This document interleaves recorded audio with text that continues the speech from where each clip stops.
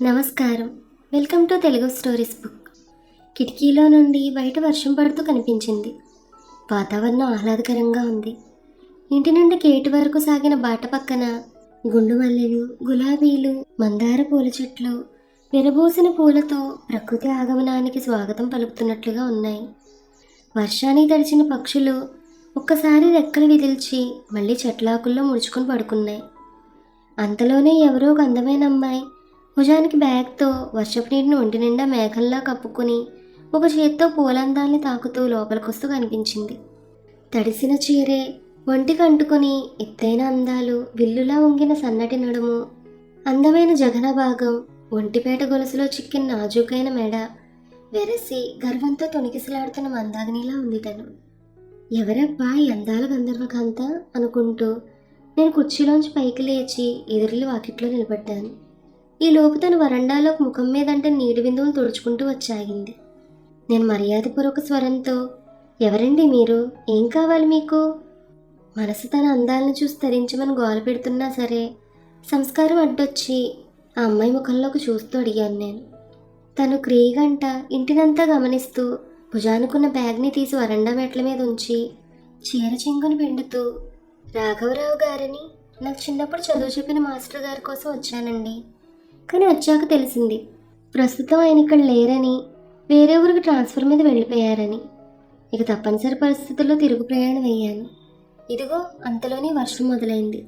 ఇక తగ్గాక వెళ్దామని అదిగో బయట చెట్టు కింద నిలబడ్డాను. కానీ ఎంతకీ వర్షం తగ్గకపోయేసరికి కాసేపు ఈ వరండాలో నిలబడదామని వచ్చాను అంది పిండిన చెంగుతో ముఖాన్ని తుడుచుకుంటూ. ఇంత అందమైన అమ్మాయి వర్షంలో తడిసిందంటే నాకు జాలేసింది. అయ్యో అలాగా, అయితే లోపలికి రండి, నిలువెల్లా తడిచిపోయారు, తుడుచుకుందరు గాని, లేకుంటే జలుబు చేస్తుంది అన్నాను తనకు దారిస్తూ. తను తలెత్తి చూసి మొహమాటంగా నవ్వు ఊరుకుంది. నేను అది గమనించి, పర్లేదు భయపడకండి, ఇంట్లో ఎవరూ లేరు, నేను చాలా మంచి వ్యక్తిని, నాకు నేనే సర్టిఫికెట్ ఇచ్చుకుంటూ చెప్పాను. అలా చెప్పిన తర్వాత ఈ సమయంలో అలాంటి మాటలు అవసరమా అని అనిపించింది. కానీ తను నమ్మించడానికి నాకు అంతకంటే మార్గం కనిపించలేదు. నిజం చెప్పాలంటే అది కూడా కారణం కాదు. తను నా ఇంట్లో కాసేపు ఉంటే బాగుండన్న అభిలాష, అంతే. అలాగని మళ్ళీ తనతో చెడుగా బిహేవ్ చేయాలన్న ఆలోచన కూడా నాకైతే లేదు. ఈలోపు తను నా ఆహ్వానాన్ని ఎలా స్వీకరించిందో కానీ బ్యాగ్ తీసుకొని లోపలికి నడిచింది. నేను చొరవగా తన చేతిలోని సంచిని తీసుకుని టేబుల్ కిందకి నెట్టి ఆమెకి డ్రెస్సింగ్ రూమ్ చూపించి, అదిగో ఆ గదిలోకి వెళ్ళి బాగా తుడుచుకోండి అన్నాను తన చేతికి టవల్ అందిస్తూ. ఎందుకో గాని ఈసారి ఆమె వేరే ఆలోచన చేయకుండా టవల్ అందుకుని గదిలోకి వెళ్ళింది. మళ్ళీ నేనే, లోపల గడి ఉంది వేసుకోండి అన్నాను. మీకు ఇష్టమైతే బీరువాలో అమ్మ చీరలు ఉన్నాయి, కట్టుకోండి, తడిచిన చీరలు ఎలా ఉంటారు? తన మీదకే ప్రశ్న సంధించన్నాను నేను. ఆమె దానికి ఏం సమాధానం చెప్పిందో కానీ లోపలికి వెళ్ళి తలుపు వేసుకుంది. గడియ పెట్టుకునే శబ్దం అయితే నాకు వినపడలేదు. కానీ ఆ ఆలోచన రాగానే నా ఒళ్ళు పులకరించింది. గడియ పెట్టని గదిలో తన బట్టలు విప్పి తుడుచుకోవడం, తన నగ్నపు దేహం గుర్తుకొచ్చి నరాలన్నీ జీవమన్నాయి. కానీ అంతలోనే వివేకం హెచ్చరించింది. దాంతో పిచ్చి పిచ్చి ఆలోచనలు మానేసి నేరుగా వంటగదిలోకి వెళ్ళి వేడివేడి కాఫీ తయారు చేసి 10 నిమిషాల తర్వాత పొగలు కక్కే కప్పులతో బయటకొచ్చాను. నా ఎదురుగా అందాల దేవత.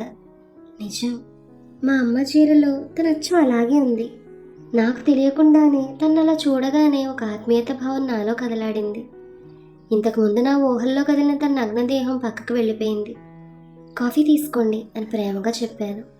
ఆమె తుడుచుకోవడం ఆపి కుర్ల సందుల నుంచి చూసి అందంగా నవ్వింది. టవల్ భుజం మీద వేసుకొని కాఫీ కప్ అందుకుంది. కూర్చోండి అన్నాను. నా స్వరంలో ఆప్యాయత ఏమాత్రం తగ్గలేదు. సోఫాలో కూర్చుని కాఫీ తాగుతోంది. నేను కూడా తన ఎదురుగా కూర్చుని కాఫీని సిప్ చేస్తూ, మీ పేరేంటి అని అడిగాను. తన పేరు చెప్పడానికి వెనకాడలేదు. తన పేరేంటనే చెప్పింది. పర్వతిని అంది. అందమైన పేరు, తనకు సరిపోతుంది అనుకున్నాను. కానీ నేనైతే ప్రవరాఖ్యుణ్ణి కాదు. ఏం చేస్తుంటారు?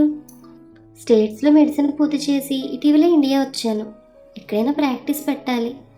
అనువైన స్థలం కోసం వెతుకుతూ ఇలా వచ్చాను. నేను ఆ మాటలకి నవ్వి తల ఊపాను. తన క్వాలిఫికేషన్తో పోల్చుకుంటే నా చాలా చిన్నది. అప్పటికప్పుడే ఒక విధమైన ఇన్ఫీరియారిటీ నాలో చోటు చేసుకుంది. మరి మీరు అని అడిగింది తను. వ్యవసాయం అన్నాను నేను. ఆ మాటతోనే తన మొహం నల్లగా పెట్టుకోవడం కనిపించింది. నిజమే, రైతులన్నా వ్యవసాయమన్నా అందరికీ చిన్న చూపే. గత 20 ఏళ్ల కిందట పుట్టి ధాన్యం 12,000 రూపాయలుంటే 20 ఏళ్ల తర్వాత కూడా అదే రేటు ఉంది. దీనికి ఎవరిని తప్పుపట్టాలి? రైతుల గురించి పట్టించుకొని ప్రభుత్వాలనా, లేక సిగ్గు లేకుండా ఎంత నష్టమైనా భరిస్తూ భూమి మీద వ్యవసాయం మీద మమకారం చంపుకోలేని రైతులనా? దీనికి జవాబు ఉండదు. ఎందుకంటే సెంటిమెంట్ ఇచ్చినంత తృప్తిని లాజిక్ ఇవ్వదు. ఆదాయం లేకపోయినా సరే. చెప్పండి, వ్యవసాయం సరే, మీరేం చదవలేదా? తను మళ్ళీ అడిగింది. నేను ఆ ఆలోచన నుంచి బయటపడి చదివాను, అగ్రికల్చరల్ BSc. కానీ ఎందుకో తెలియదు, మొక్కలన్నా సేద్యమన్నా నాకు చాలా బాగా ఇష్టం. నిజం చెప్పాలంటే చెట్లంటే నాకు ప్రాణం. ఏ వృక్షాన్ని చూసినా నాకు మా అమ్మని చూసినట్టే ఉంటుంది. ఆ ఇంట్రెస్ట్తోనే అగ్రికల్చర్ BSc చదివాను. రకరకాల సేంద్రియ పద్ధతుల్లో ప్రస్తుతం వ్యవసాయం చేస్తున్నాను అని గర్వంగా చెప్పాగాను. ఈసారి మాత్రం తన కళ్ళల్లో కాస్త వెలుగు కనిపించింది. మంచి ఇంట్రెస్ట్ మీది అంది వరూధిని. ఇంట్రెస్టే కానీ ఆదాయం పెద్దగా ఉండదు, తృప్తి ఉంటుంది కదా, అది చాలు అందామె. నేను నవ్వి తలూపాను. మళ్ళీ తనే అడిగింది, ఇంట్లో మీరు ఒక్కరే ఉంటారా? లేదు, అమ్మ నేను ఉంటాం. నిన్ననే తను మా మావయ్య గారి ఊరికి వెళ్ళింది, రేపు రావచ్చు అన్నాను. బయట వర్షం పెద్దదైనట్టుంది. చెట్ల ఆకుల మీద చినుకులు రాలుతున్న శబ్దం ఆహ్లాదకరంగా వినిపిస్తోంది. ఇంతకీ మీ పేరు చెప్పలేదు? సత్యప్రసాద్. అందరూ సత్యం అని పిలుస్తారు. మీకు పెళ్ళయిందా? ఆ మాటకు నేను లుక్కిపడి చూశాను. నన్నేనా తను అడిగింది అని ఆశ్చర్యపోతూ, ఏమన్నారు అన్నాను. మీకు పెళ్ళయిందా అని అడుగుతున్నాను అని మామూలుగానే అంది మళ్ళీ. ఇంకా లేదు. అవునా, ఎందుకని? నేను కాసేపు ఆగన్నాను. ఎందుకంటే నేను రైతును కదా, పిల్లనెవరూ ఇవ్వలేదు. నా స్వరంలో తెలియకుండానే బాధ దొర్లింది. తను చాలా నార్మల్గా మరో బాము పేల్చుతూ, కొన్ని నన్ను చేసుకుంటారా అని అడిగింది. నేను కీచుగా అరిచినంత పని చేసి, ఏంటి ఏంటి మీరు అనేది అన్నాను. తప్పుగా ఏమీ అనలేదు, నన్ను పెళ్లి చేసుకుంటారా అన్నాను. అది కూడా ఇష్టమైతేనే చెప్పండి. నేను నిజంగానే గజిబిజి అయిపోయాను. ఎవరో ముక్కు మొహం తెలియని ఒక అమ్మాయి వర్షాన్ని కాచుకోవడానికి లోపలికి వచ్చి తనతో మాటలు కలిపి నన్ను పెళ్లి చేసుకుంటారనడం ఏ మగాడికైనా వింతే మరి, ముఖ్యంగా ఒక వ్యవసాయదారుడికి. అది అంత చిక్కని ఆశ్చర్యం. అయినా తను జోక్ చేస్తోంది కాబోలనుకుంటూ, ఏంటండి ఏం మాట్లాడుతున్నారు, అసలు ఇంటికి ఎవరు మీరు అన్నాను విస్మయంగా. తను ఏదో చెప్పబోతుండగా నా సెల్ రింగ్ అయింది. ఎవరా అని చూస్తే అమ్మ.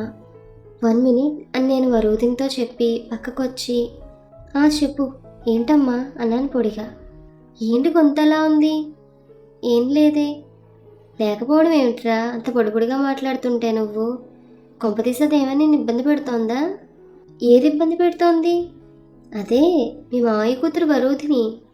అప్పుడు వెలిగింది నాకు బల్బు. తనెవరో ఎందుకు వచ్చిందో ఇంచుమించు చిన్న క్లారిటీ వచ్చింది. తనకేసి ఓరగా చూస్తూ నిలబడ్డాను. ఈ లోపు అమ్మ కొనసాగించింది. తను నీకు తెలియదులేరా సత్యం, ఎప్పుడో చిన్నప్పుడు చూసావు. తను అమెరికా నుండి వస్తుందని తెలిసే నేను మావయ్య ఇంటికి వచ్చాను నీ పిల్లని అడగాలని. కానీ మొదట తను నేను పెళ్లి చేసుకోమంటే నిరాకరించింది. రైతుని ఎట్టి పరిస్థితుల్లో చేసుకోనని, వీలైతే మరొక డాక్టర్ని పెళ్ళాడతానని భీష్మించుకుని కూర్చుంది. కానీ మావయ్య నేను బలవంతం చేసేసరికి నేను బాగా పరీక్షించాకే ఏ విషయం చెప్తానని అక్కడికి వచ్చింది. ఇంతకీ ఏమంటోంది తను అని చెప్పి ఆగింది అమ్మ. నేను సమాధానం చెప్పలేదు. మౌనంగా కాల్ కట్ చేసి వరూధిని సమీపించి, ఏంటండి ఇందాకేంటో అంటున్నారు అన్నాను ఏం తెలియనట్టుగానే.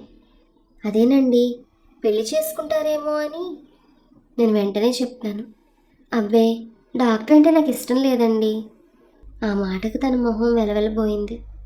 మళ్ళీ నేనే తన పక్కన కూర్చుంటూ చొరవగా మీద చేయి వేసి దగ్గరికి లాక్కుని, కానీ నా మరదలనైతే చేసుకుంటాను అన్నాను నేను. తన ఆ మాటకు ఆనందంగా చూసింది. చప్పు నన్ను గట్టిగా కౌగిలించుకుని చెప్పింది, ఐ లవ్ యూ బావా అని. I two. నా మాటలు బయటకు రాకముందే తన పెదవులతో నా పెదవులను కప్పేసింది. ఈ కథ మీకు నచ్చితే like, share and subscribe to Telugu stories book. Thank you.